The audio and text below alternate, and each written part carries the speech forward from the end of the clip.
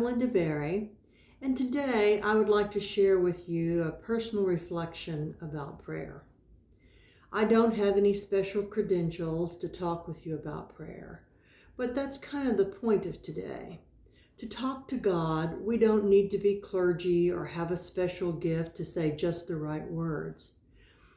Prayer is conversation with God.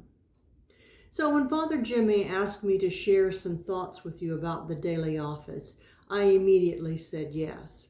And I said yes because the morning and evening prayer services are the very foundation of my prayer life. But that has not always been so. I was one of those daily office haters. You know those people who say, the daily office is so old-fashioned. It's stilted. It's just plain boring. Yeah, I said all those things. So what caused me to change? What caused me to make the daily office part of my personal life? Well, that change did not happen overnight. For much of my life, my prayer life consisted of me asking God for something for myself or for something for someone else. It was kind of like me giving Santa Claus my Christmas list. But my prayer life was haphazard at the very best, and it surely was not designed to draw me closer to God. However, after coming to Holy Comforter, I wanted more. I yearned for a closer relationship, a real relationship with God. I longed for conversation. So I set out to be intentional about praying, to find a way to pray so that I could answer God's call to draw nearer. Of course, I had prayed morning prayer in a church setting, but I'd never really prayed it by myself. I'd done the daily offices from time to time, but like I said, I thought it was pretty boring. So I stopped and I looked at the prayer book. And if you want to look at the daily office, it begins on page 37. And I saw two things. One, the words were rich and beautiful. The words engaged and lifted my heart. They were a real far cry from my Christmas list of requests. In each service, I had the chance to confess what I'd done and what I'd left undone. I was immersed in God's Word, and each service gave me the words and songs of thanksgiving. These words were so much better than anything I could come up with extemporaneously. And I found that I was comfortable expressing my thoughts and concerns. So I made a commitment to intentionally pray the daily office every day by myself, not as a church service. But at first, I was really lost. In fact, I almost quit.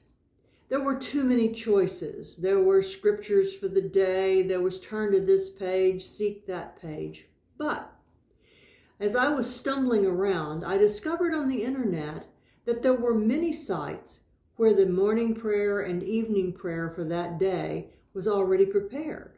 The scriptures were inserted, the prayers for the day were chosen, and all I had to do was simply click on them and read. I could do that.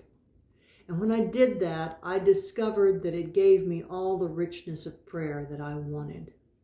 I could go as fast as I wanted to or as slow. I could linger over a prayer or an intercession.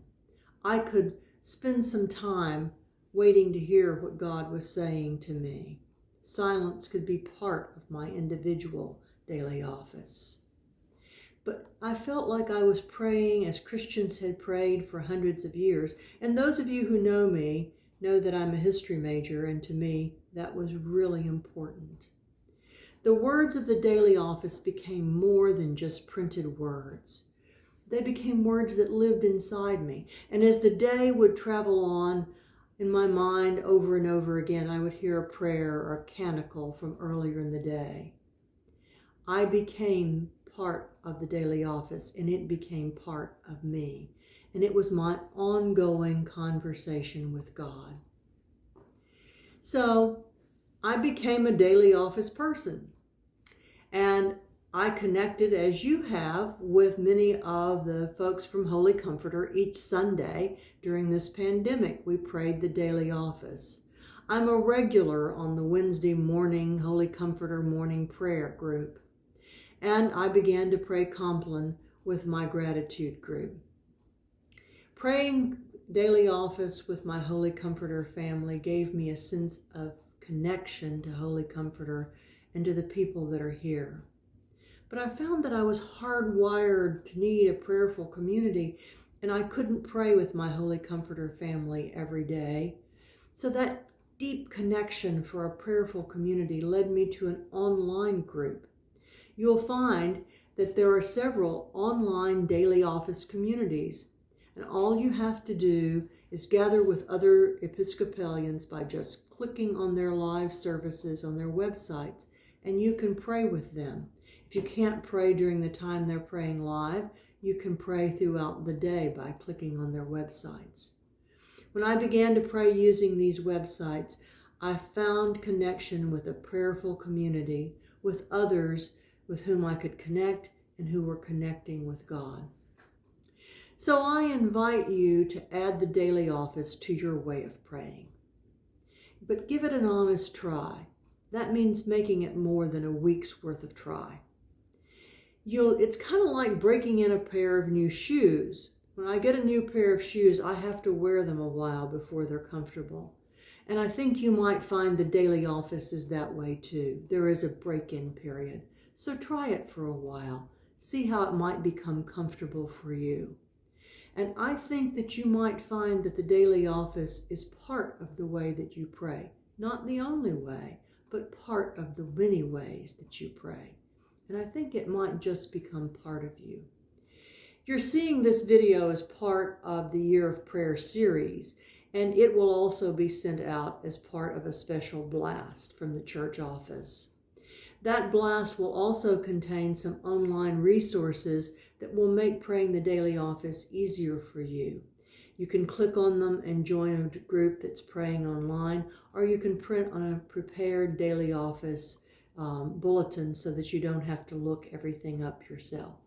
If you have questions or if you need help, please feel free to contact me or to call the church. Thank you so much. Bye-bye.